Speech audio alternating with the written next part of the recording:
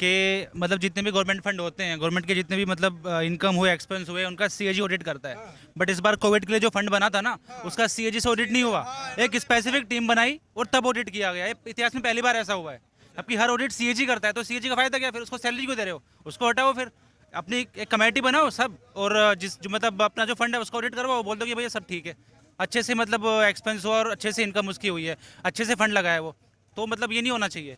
और रही बात, ये कहते हैं कि मतलब आप यहाँ पे कानून पढ़ के आए, नहीं पढ़ के आए हो। हम कानून पढ़ के ही यहाँ पे आए हैं। कानून पढ़ने से पहले सपोर्ट नहीं करते थे, कानून पढ़ा तो सपोर्ट करने आए हैं।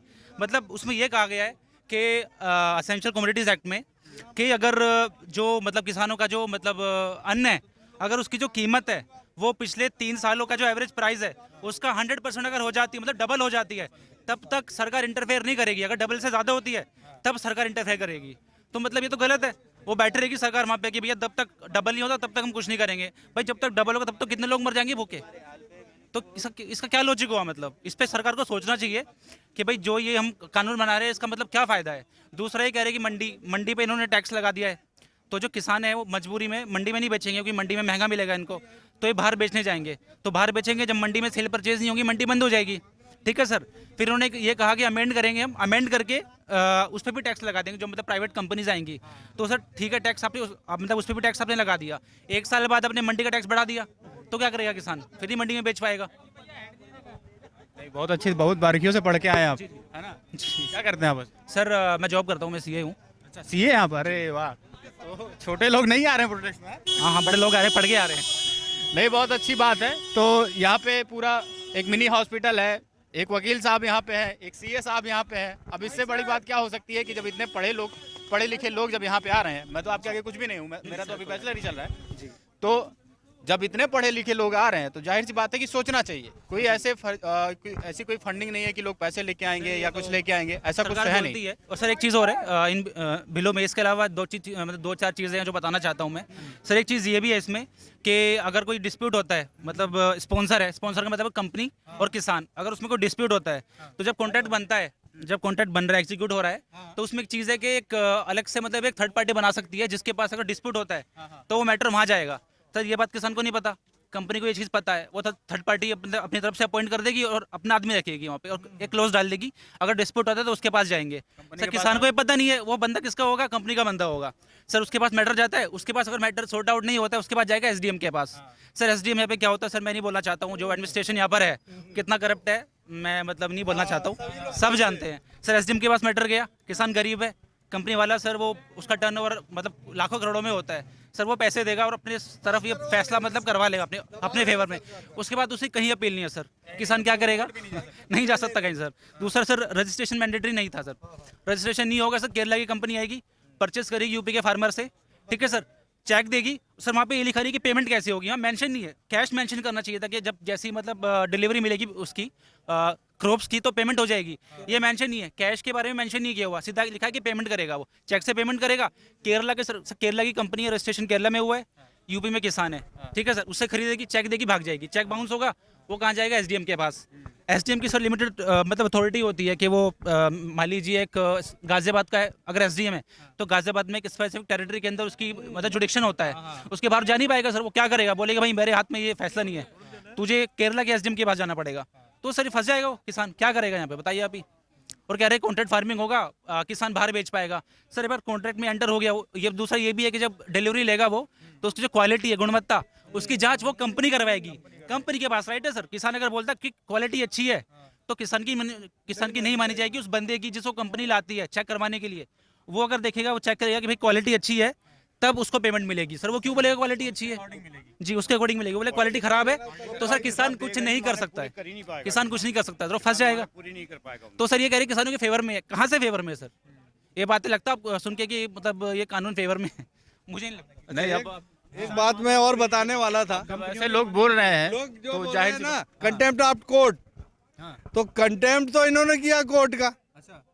भाई पूरे लॉ से कोर्ट को बाहर कर दिया इन्होंने, जबकि हमारा मौलिक अधिकार है कि किसी भी भारतीय नागरिक को किसी तरीके की तकलीफ हो तो वो कोर्ट में जाए, सिविल कोर्ट में। तो मोदी ने कंटेम्प्ट ऑफ कोर्ट किया कि इस कानून में कोर्ट को बाहर कर दिया। दोषी तो कोर्ट मतलब हमारे मौलिक अधिकारों को छीनने के दोषी ये लोग हैं, कोर्ट की बेइज्जती करने के भी दोषी ये 284। हाँ, फंडामेंटल राइट्स है।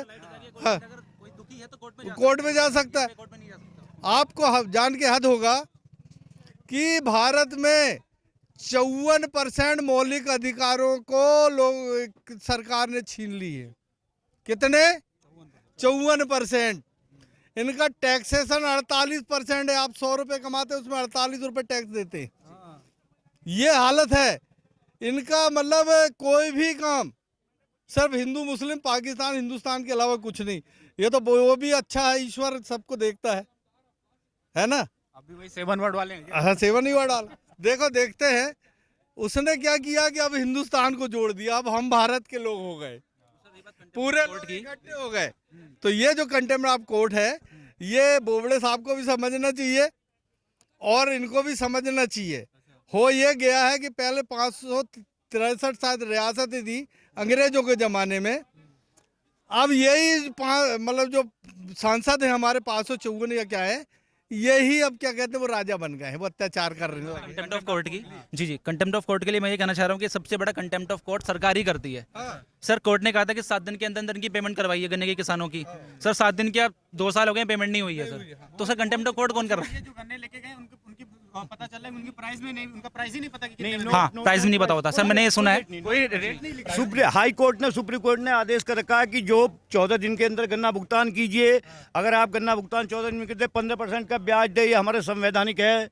और आज हमारे वीएम सिंह हाई कोर्ट से भी सुप्रीम कोर्ट से भी सारे मुकदमे जीत चुके हैं, किसानों के पक्ष में करा चुके हैं, लेकिन हमारी सरकार कोई मानने के लिए तैयार। अच्छा, ऐसा पता चला कि उस रिसिप्ट पे जो रेट है उस पे सब 0 लिखा हुआ है। सब जीरो लिखा हुआ है, नहीं किसान कोई रेट नहीं है उस पे, बिल्कुल बताते 0 है सारे में। और एक फंडा और कर दिया भाजपा वालों ने, गांव वो भेज दिए 100 रुपए की रसीद काट रहे हैं, हम राम मंदिर बना रहे हैं। अरे शर्म, ये सारे गांवों में प्रचार है। से डोनेशन ले रहे थे, वो खत्म हो गई और फिर से डोनेशन चाहिए, मंदिर बनाने डोनेशन खत्म हो गई। मेरे घर पे एक रसीद रखी, मैं बोला बच्चों से क्या, बोले एक वो आया था राम मंदिर बनाने। भाई कौन था वो, पूछा तुमने?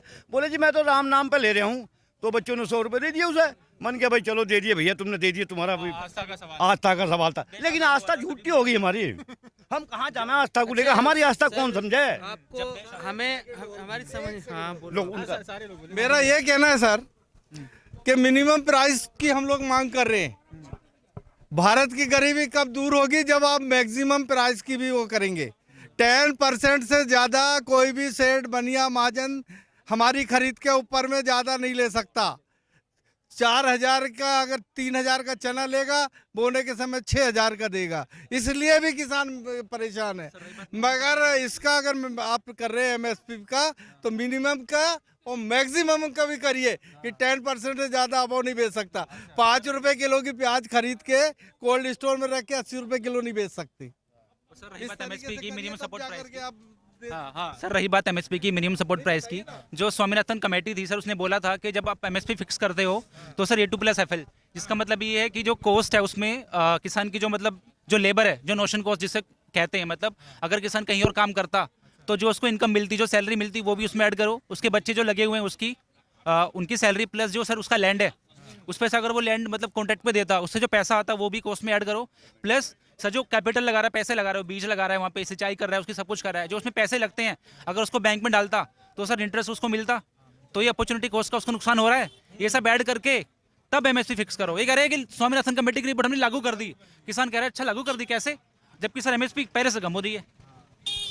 सर ये 1838 क्या बता रहे हैं, 2-2 हज़ार रुपये का इनका एमएसपी है। 1800 में उनकी मतलब फसल चली जाती है सर। सरकार कह रही है एमएसपी कभी जाएगी ही नहीं। बिल तो रही किसी को नहीं है, लेकिन जाएगी ही नहीं। मौखिक में उन्होंने कह रखा, उससे मौखिक मैंने, हमें तो इसका जो है कानून चाहिए एमएसपी का। हाँ, हमें मौखिक नहीं चाहिए। मौखिक तो बहुत समय से कह रहे हैं ये मौखिक है भाई, इसे नहीं मानते हम, हमें तो गारंटी चाहिए एमएसपी। अभी जो एमएसपी तय कर रही सरकार, उस पे भी तो नहीं किसान अपनी फसल बेच पा रहा है। किसान जो अभी हाल में रेट जो 1868 रुपये धान की रेट तय हुआ था, एमएसपी तय हुई थी, उसमें भी कि जो हमारे उत्तर प्रदेश की मैं आपको बता देता हूँ, हमारे जिले की, उसमें भी किसानों ने 1300 1400 रुपये में जी, मेरा डिस्ट्रिक्ट पीलीभीत है उत्तर प्रदेश जी।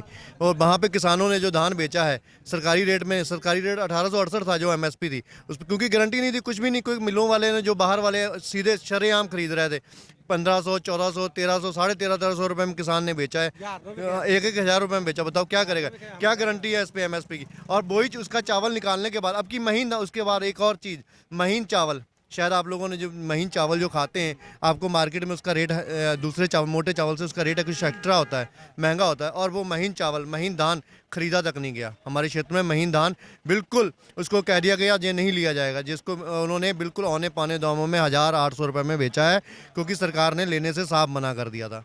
अच्छा, ऐसा भी हुआ है, हमारे यहाँ महीन धान बिल्कुल नहीं बिका है। कि ये क्या है, ऐसा सरकार जो खाली ये कह रही है वो तो फसल फिर वैसे ही इधर उधर हो गई। बिल्कुल बिल्कुल बिल्कुल औने पावने दामों में बिका, उससे किसान बिल्कुल मरने की कगार पे आ गया है। क्यों आ गया? किसानों ने कई लोन लिए होते हैं, खाद इतनी, पेस्टिसाइड दवाइयां हैं इतनी नकली बाजार में आ रही सरकार के सारे, क्योंकि उसका पैसा सरकार के पास कमीशन पहुंच रहा है। उस जो नकली पेस्टिसाइड आ रही सारी का कमीशन सरकार के पास पहुंच रहा है और धड़ल्ले से बिक रही हैं। जहां पे एक बार स्प्रे करने से काम होता था, वहां 5-5 स्प्रे करनी पड़ रही हैं और उससे भी कोई फ़ायदा नहीं हो रहा है। ऐसा करके बिल्कुल जैसे कि मोदी जी कह रहे हैं प्राइवेटेशन लाने के लिए, प्राइवेटेशन जो लाए हैं इन्होंने, बताइए कोई फ़ायदा? पहले इतने चीज़ें प्राइवेटेशन की हैं इन्होंने, किसी में कोई फ़ायदा हुआ है? बताएं आप। जैसे इन्होंने पहले BSNL चल रही थी, उसमें महीना 30 दिन का होता था, इनकमिंग की कोई वो नहीं थी, इनकमिंग फ्री होती थी। अब महीना 28 दिन का हो गया, इनकमिंग का चार्जिंग लगना शुरू हो गया, इनकमिंग का चार्ज लगना शुरू हो गया। क्यों हो गया? उसके आने के बाद ही तो हुआ, प्राइवेट जियो के आने के बाद ही तो हुआ। ऐसे ही जो अभी कर रहे हैं, कानून लागू कर रहे हैं, उसमें ये क्या होगा, जो फसलों का रेट जो एकदम दिखाने के लिए 2500 कर देंगे किसान की फसल। हम धान जो 1800 रुपये में नहीं बिक रहा था, हम 2500 में खरीद रहे हैं, दिखावा करने के लिए वो 2500 में हो जाएगा। पर उसके बाद 1 साल लॉलीपॉप दिया जाएगा, 2 साल जैसे जियो फ्री 1 साल फ्री चला था, उसके बाद में फिर 1000 रुपये में कहेंगे भाई साहब लेना दे, नहीं तो अपना कहीं देख ला। सर ये बोल रहे हैं कि मतलब 2022 तक किसानों की जो इनकम है डबल हो जाएगी। सर जो लागत, मतलब जो किसानों की लागत है, जो कॉस्ट ऑफ प्रोडक्शन है, वो नहीं घट रही है, वो मतलब बढ़ती जा रही है। अब कहते थे ये शायद पहले मतलब 10 किलो का कट्टा आता था, शायद वो 8 या 9 किलो का कर दिया है, सॉरी 50 का था 45 किलो का कर दिया है, और रेट बढ़ा दिया है, रेट बढ़ा दिया सर। कॉस्ट ऑफ प्रोडक्शन बढ़ गया, एमएसपी बढ़ नहीं रही है, एमएसपी फिक्स है, जो एमएसपी है वो भी नहीं मिल पा रहा है उनको। 1868 का जो माल है वो 1000 में बेच रहे हैं, 1200 में बेच रहे हैं, डबल कहाँ से हो रही है? जी हाँ, वो कम हो रही है, प्राइस बढ़ गया, प्राइस बढ़ा दिया। कॉस्ट ऑफ प्रोडक्शन कम होने के बजाय, सर कॉस्ट ऑफ प्रोडक्शन कम होने के बजाय बढ़ गया, एमएसपी जो है वो उतनी की उतनी है, लेकिन वो भी नहीं मिल पा रही किसानों को। तो डबल कैसे हो जाएगी इनकम 2022 तक? 1 साल बाद क्या हो जाएगा, मतलब समझ नहीं आ रहा है। कोई चांस नहीं बढ़ने का, कोई चांस नहीं है बढ़ने का, सिर्फ दिखावा किया जा रहा है। और जो एक कारपोरेट घरानों को, देश को बेचा जा रहा है कारपोरेट घरानों को। अभी आपको एक चीज़ और पता होगा, एक फरमान आया हमारे यूपी में कि मतलब कोई अपने गाड़ी के पीछे अपनी कास्ट नहीं लिख सकता, कोई धर्म नहीं लिख सकता।